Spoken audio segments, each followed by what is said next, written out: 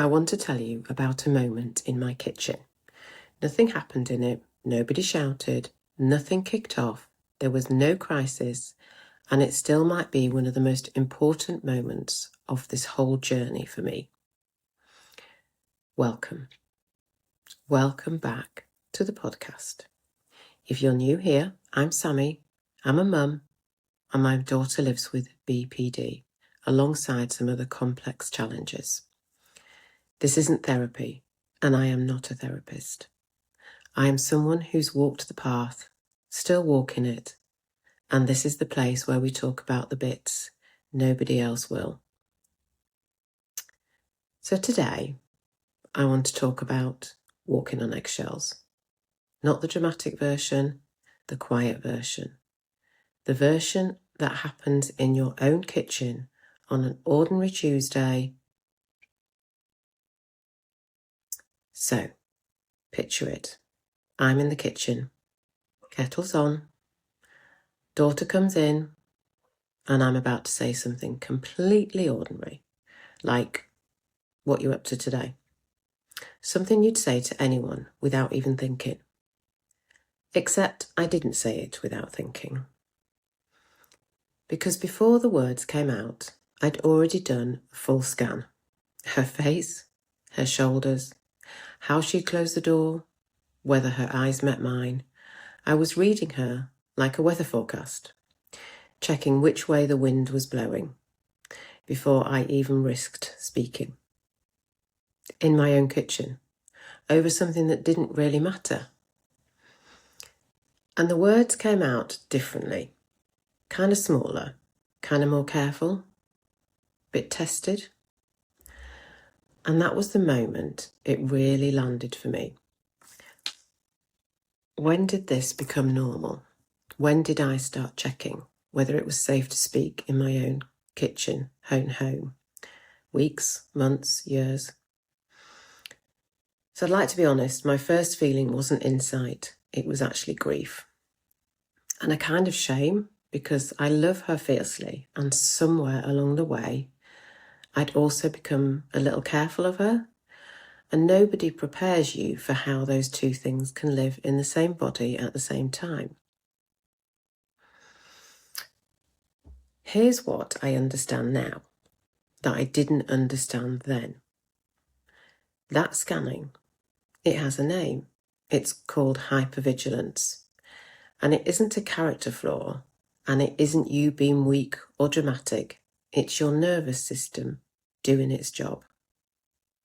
Maybe a bit too well. If you've lived through enough moments where an ordinary sentence turned into an explosion, or even worse, your brain learns.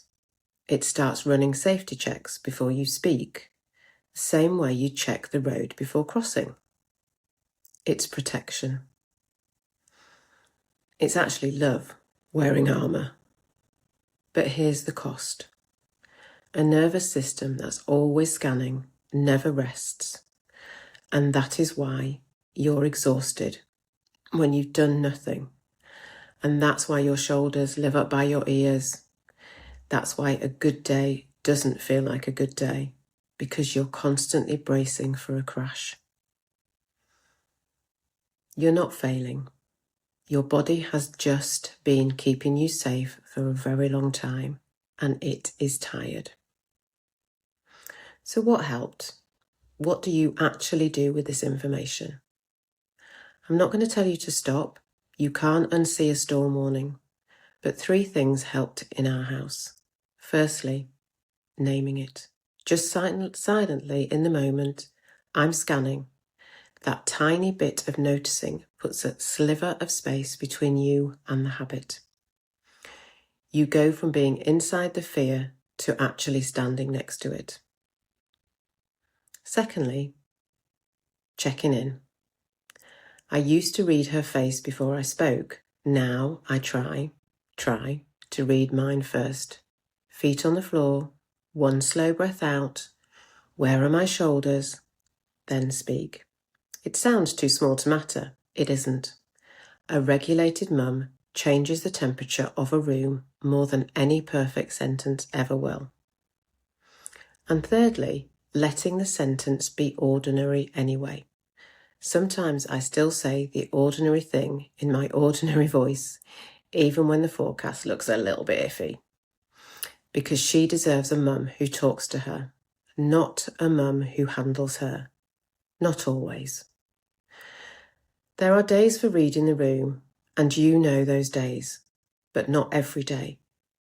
Not in my kitchen over nothing. If you recognised yourself in that, the scan, the careful words, the weather forecast, I want you to hear this properly. You are not the only one. It is not a weakness. It's your nervous system that's been carrying too much for far too long with too little help. And noticing it, that moment of, oh, I'm doing it, isn't the sad part. It's the doorway. It's the first step back to yourself. You can be calm without becoming cold. You can stay soft with her and still put the armour down sometimes.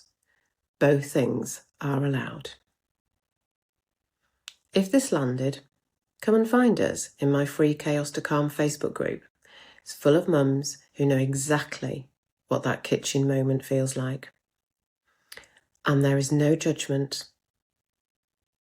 The link's in the show notes. Take care of yourself this week. Not last, first, just once. You are not alone, and there is a way through the chaos. You're calming the chaos, Sammy.